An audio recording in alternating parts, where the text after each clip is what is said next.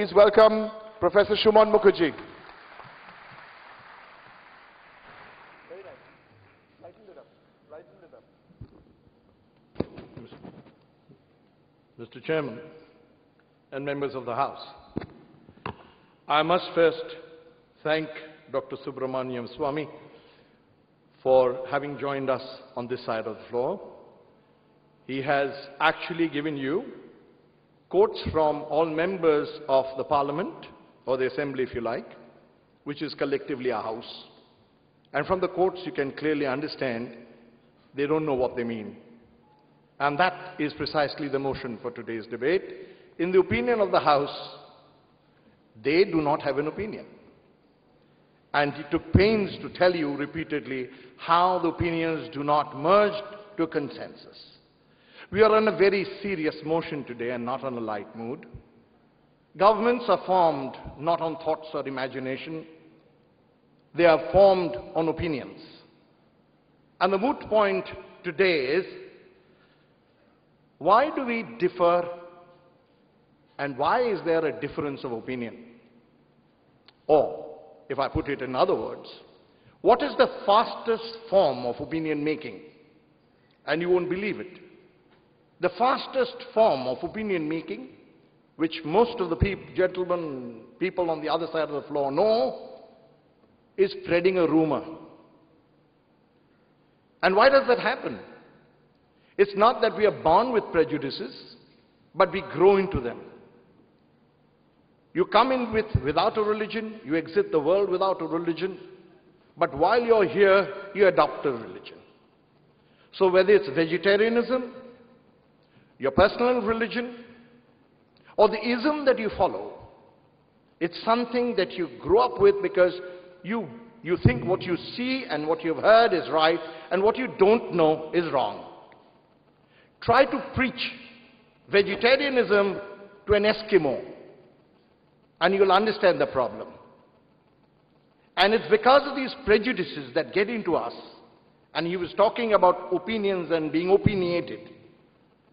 Seeing is believing, believing is desiring, desiring is acquiring, and you get smudged by not your own thoughts, but what others tell you. And therefore, like shifting sands, your opinions change, almost on a daily basis. It doesn't take a lot of magic for you to understand how civilization has gone.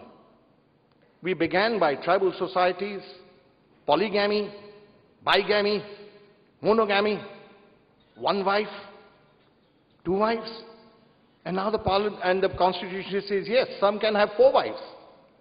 Natural sex, unnatural sex, Article 377, back to natural sex. What are we talking about? Do we know what we want? Do we know what is right? Or do we change like the weathercock as the wind changes? We change our opinions. So whose opinion is it in any case? Who gives you this opinion? You form this opinion because you feel attracted to a stream of thought. It's not your own opinion. It's not your thought. It's like getting drowsed in a certain color. You believe it. And when the color is red, it takes a lot of doing to make it blue.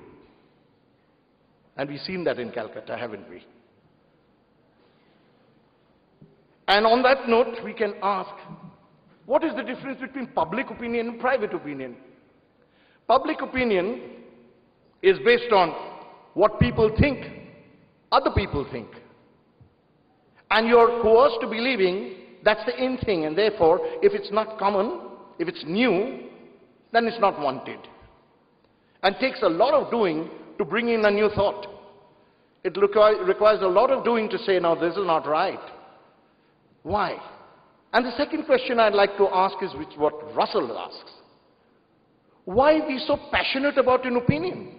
After all, it's an opinion. The reason why you're passionate about an opinion is because you lack rational convictions. You lack logic. You don't know what is right. As Alexander Pope once said, what you blame at night and praise in the morning, you feel the last view is right. And we do that every day. We believe in a party, we support it, We see its performance, we change your opinion, and this opinion is right. And on that note, let me ask, what is the logic of coalition governments? Whose opinion is it anyway? Does it come from ideology? Is it opinion making? Or is it opportunism? I must stay in governance. So what are you dishing out? Secularism versus fundamentalism, corruption versus cleanliness. And ultimately what you do? Let's collude to stay in power. So now I ask, whose opinion is it in any case? Not the powers that came asking your vote, getting into governance and then saying, oh, in the name of the people, by the people and of the people, let's form the government for a few people. And every time we see this happening, we ask ourselves this, is this what we wanted? Is this the governance that we were waiting for? What is the logic of anti-defection bill? You can't get into a party saying something and then disobey the whip's order and get into something else. Now, I ask the same question. So, there is a difference between public opinion and private opinion. You might be coerced into submission in the name of compliance, in the name of loyalty to the party, loyalty to the people, but you still have a private opinion which is different from what's happening. And you're debarred from sharing it, expressing it, or exiting a party from it. So whose opinion is it in any case? And on that note, let's take it further. And we would ask, what are the strong political views that you think hold over a period of time? We have seen all of them wilt, haven't we?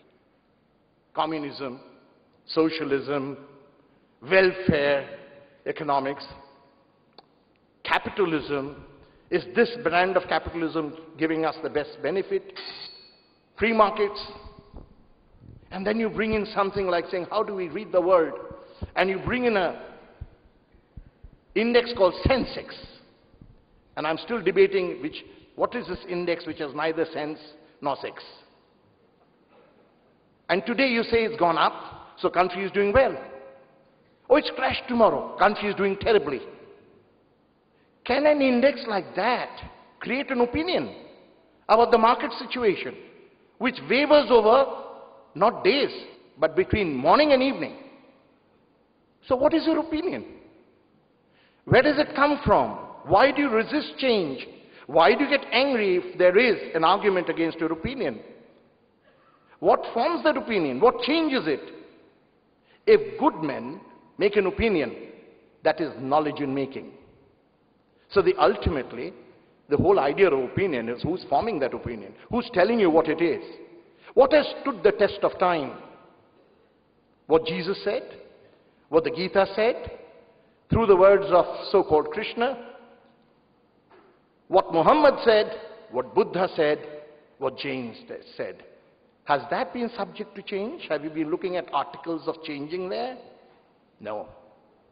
Because the only opinion that holds is that comes with a bout of knowledge, which is love, binding humanity and saying, hold on to each other.